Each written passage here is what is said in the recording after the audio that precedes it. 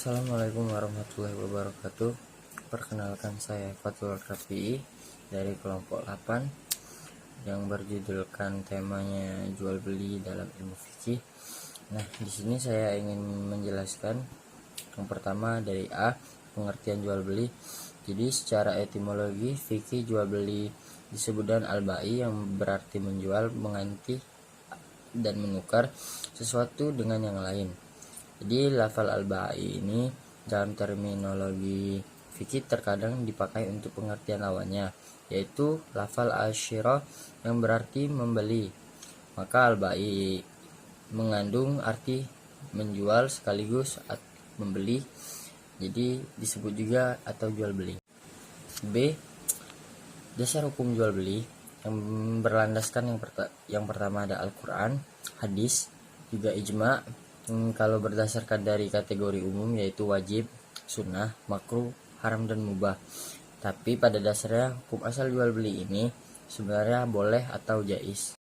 Yang ketiga C, syarat dan rukun jual beli. Syarat jual beli adalah hal-hal yang harus ada atau dipenuhi sebelum transaksi jual beli, diantaranya yang pertama syarat penjual dan pembeli atau pihak bertransaksi atau akid terdiri dari berakal, berkehendak sendiri atau bukan dari paksaan orang. Dan yang ketiga tidak mubazir mubazir atau boros dan balik, sudah dewasa. Nah, yang kedua syarat barang yang diperjualbelikan atau objek jual beli tersebut atau yang disebut dengan mauqud alaih terdiri dari suci, ada manfaatnya, barang itu dapat diserahkan. Yang ketiga syaratnya ucapan atau ijab kabul. Rukun jual beli adalah hal-hal yang harus ada atau harus terpenuhi dalam pelaksanaan transaksi jual beli.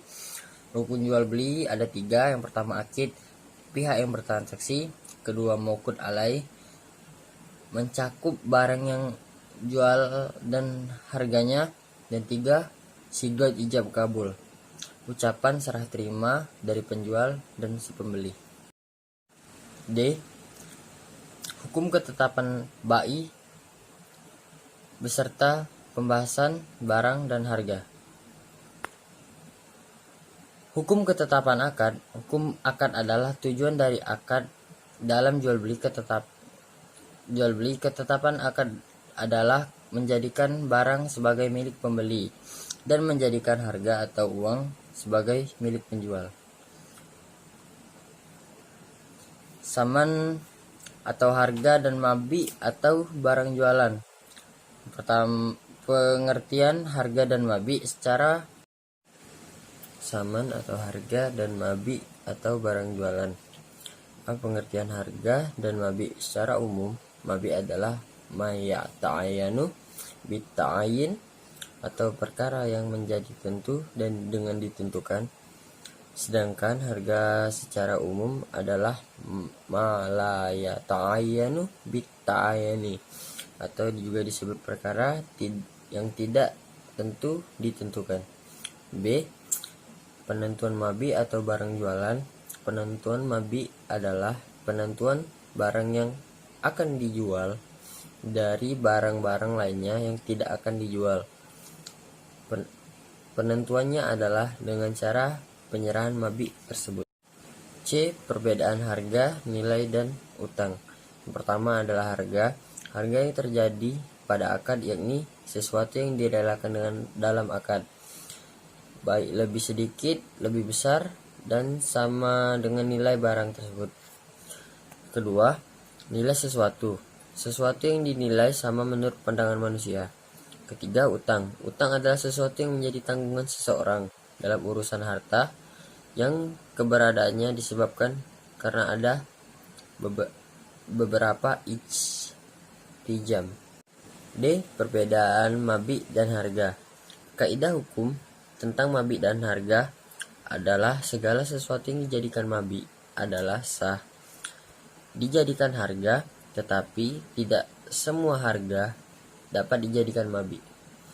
Di antara perbedaan antara mabi dan saman adalah yang pertama, secara umum uang adalah harga, sedangkan barang yang dijual adalah mabi. 2. Jika tidak menggunakan uang, barang yang akan ditukarkan adalah mabi dan penukarannya adalah harga.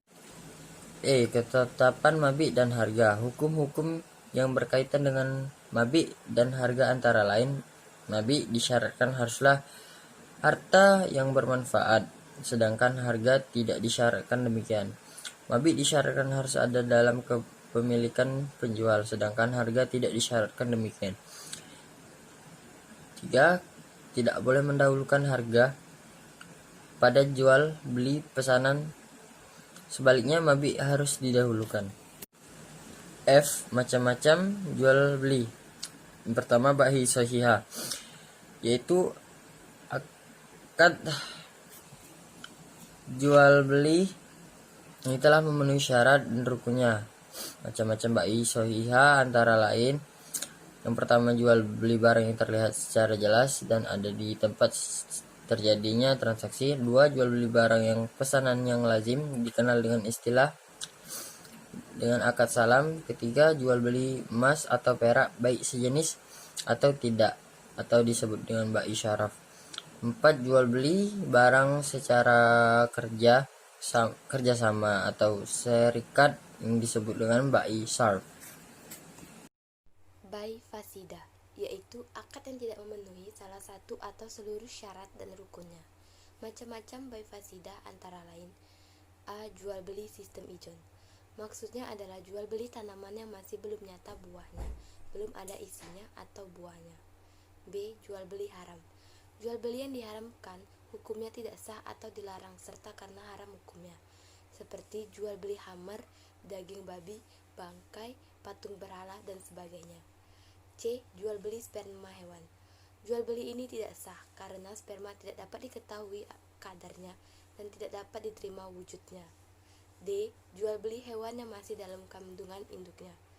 Hal ini dilarang karena belum jelas kemungkinannya ketika lahir, hidup, atau mati. E. Jual beli barang yang belum dimiliki.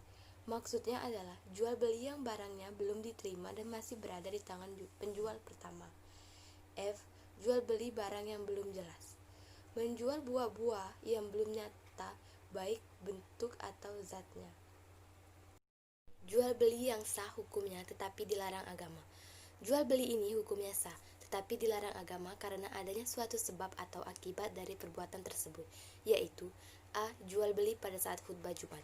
Larangan melakukan kegiatan jual beli pada saat khutbah dan sholat Jumat ini tentu bagi laki-laki muslim, karena pada waktu itu setiap muslim laki-laki wajib melaksanakan sholat Jumat, sebagaimana firman Allah pada Quran Surah Al-Jumu'ah ayat 9.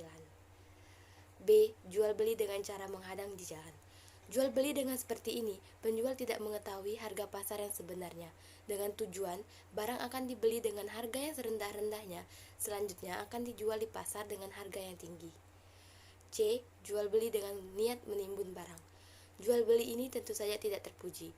Oleh karena itu dilarang, karena pada saat orang banyak membutuhkan, justru ia menimbun dan akan dijual dengan harga setinggi-tingginya pada saat barang-barang ia timbun langka. D. Jual beli dengan cara mengurangi ukuran dan timbangan. Contoh jual beli mengurangi ukuran. Hiyar dalam jual beli.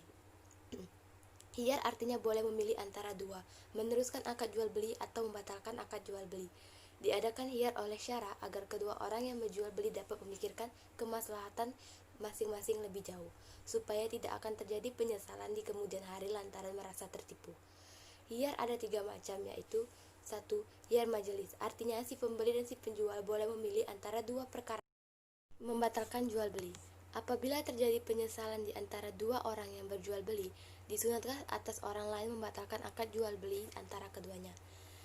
Abu Hurairah telah menceritakan hadis berikut, bahwa Nabi Shallallahu Alaihi Wasallam telah bersabda, barang siapa mencabut jual belinya terhadap orang-orang yang menyesal, maka Allah akan mencabut kejatuhannya, kerugiannya. Riwayat Bazari. Berselisih dalam jual beli. Penjual dan pembeli dalam melakukan jual beli hendaknya berlaku jujur, berterus terang dan mengatakan yang sebenarnya.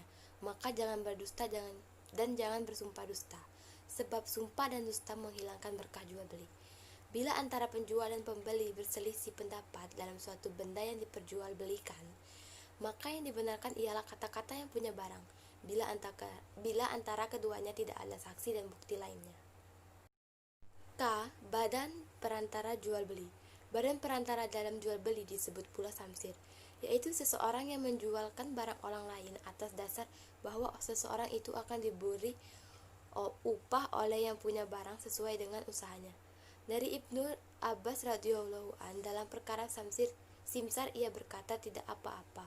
Kalau seseorang berkata, jualah kain ini dengan harga sekian, lebih dari penjualan harga itu adalah untuk engkau. Riwayat Bukhari.